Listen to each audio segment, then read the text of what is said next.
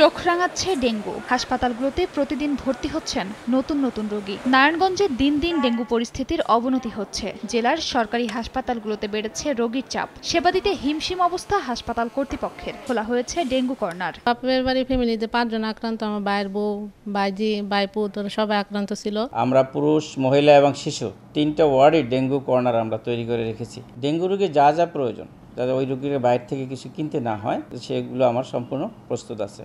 মশা নিধনে সিটি কর্পোরেশনের কার্যক্রমে ক্ষুব্ধ নগরবাসী। তাদের অভিযোগ, সময়মতো ওষুধ না ছিটানো ও ডোবানালা পরিচ্ছন্ন না রাখায় বাড়ছে মশার উপদ্রব। দিন দুপুরে জানালা মেলা যায় না, মশা ডিরেক্টলি ঢুকে যায়।